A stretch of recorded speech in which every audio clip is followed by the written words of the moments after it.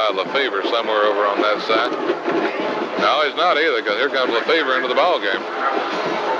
Why was Lefevre out of the ball game? I believe maybe it was Cole Matthews. Cole Matthews on the tackle.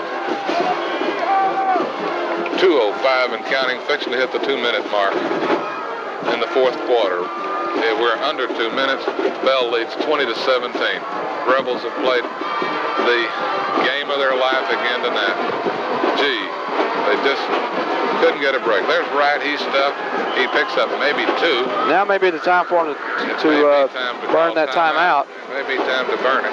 But I'm sure the coaching staff will use it when they feel the time is right. We're at 1:35. They hold them. They may have to try for the field goal. Yeah. If they get the ball back, they may have to try for the field goal and just take their chances and hope that Trinity beats Bell and we beat Mac. Goodness gracious, there's so many possibilities we'd have. I think Rob Harmon's got them figured out down there, but I think he's just about to leave to go down to the field. Well, it's 3rd and 5. And he's going to pass. He's going to throw. I don't believe this. He throws it short, and it's caught by Kruger. First down, out of bounds. Dahl runs him out of bounds. 1:04. Well, that's about the 3rd time Kruger's had one thrown his way, and he tipped it up in the air before he caught it, but he did catch it. And they do move the chains. Now 1 minute and 4 seconds, and it's starting to look a little bleak for the Rebels. It does not look good for the good guys right now. These kids have nothing to be ashamed of, I guarantee you. But, you throw one more pass in the flat like that, and somebody picks it off, and it's 6 points. So, but there's 1 minute and 4 seconds. The good news is they got Kruger on there on the sidelines. Barker's going to take the knee. Now they're going to burn that timeout, I'm sure. Under 1 minute left to go. 57 seconds left to go. Well, Coach Briscoe signals for the timeout, and the Rebels take it with 55 seconds. The Rebels. And now all Bell has to do is just take 2 knees, and this game is history. Well, these kids have nothing to be ashamed of, Ken. They have played their best game this year, and they have played the first place team in this district, tooth and toenail. And it's not been an easy.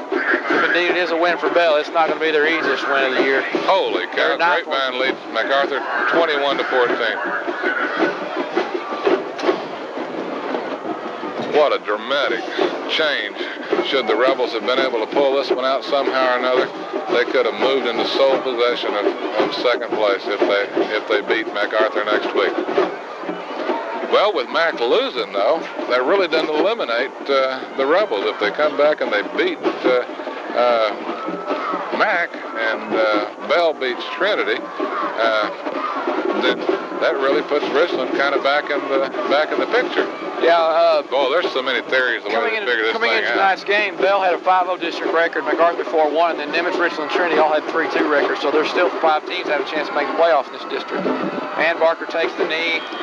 Time will continue to run. They'll have to take the knee one more time, probably. Well, Tim Edwards will get his 101st win at Bell. And that'll do it.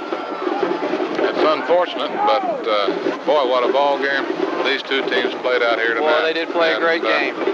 Quite frankly, and to be quite honest with you, for the last 3.5 quarters, the Rebels were the better team. They certainly were.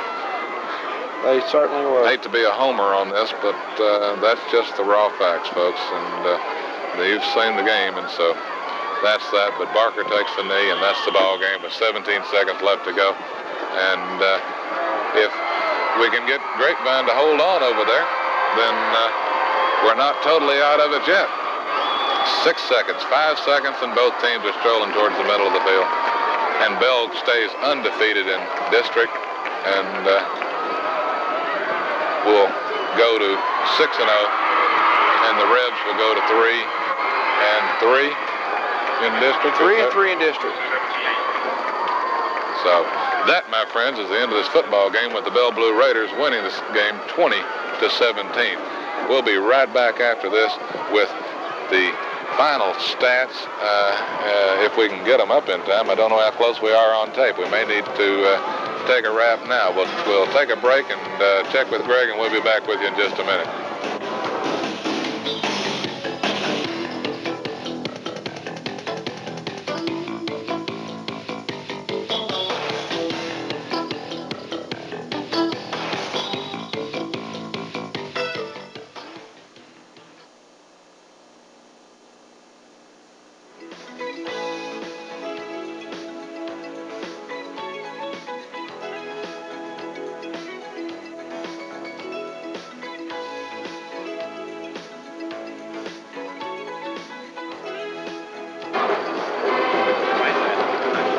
Welcome back to Birdville Stadium, everyone. Kim Fox along with Kim Flippo, where the Richland Rebels have just lost to the Belle Blue Raiders 20-17.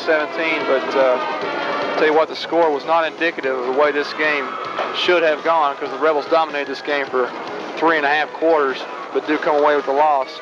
Oh, no doubt about it. They've lost the last 2 games about 3 points. You know, the funny thing about it is, in the last 20 quarters, the Rebel defense has given up 4 touchdowns and 4 field goals.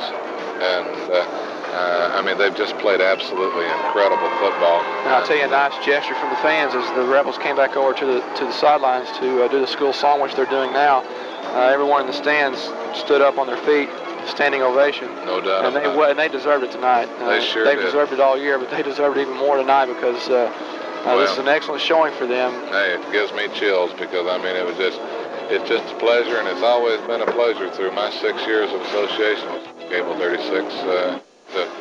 And I just would like to thank the kids that made it possible. And I mean, they're the ones that provide the excitement down there. Yeah. And if they don't show up, we don't get to have the fun we have up here. So, what else you want to talk about? Well, I want to mention that this team still, as you said, is not necessarily out of the playoffs. I mean, there's a slim hope. It's slim, but it is a hope nonetheless. They had a really good game tonight. I tell you that you get that feeling in your gut, as an athlete, and I know how that feels. A game that you could have won, and they outplayed the Belle Blue Raiders. There's no doubt about that. There's no arguing that point. I think if anybody tries to argue that point, they're wrong, because they outplayed the Belle Raiders for 3.5 quarters. And it just didn't turn out that way. And that happens in football sometimes. You just don't win the games that you should. Well, that happens in all games sports. that you deserve to win. Yeah. But I think the Rebels had some fine performances tonight. Craig Farmer had 13 carries for 47 yards. I'll just give you some individual statistics before we go. Mike Rich, he had 15 carries for 68 yards, including the 18-yard touchdown. And again, the Rebels started this game off down by 17 points. Bell scored 17 unanswered points, and this team went down by 17 points. Looked like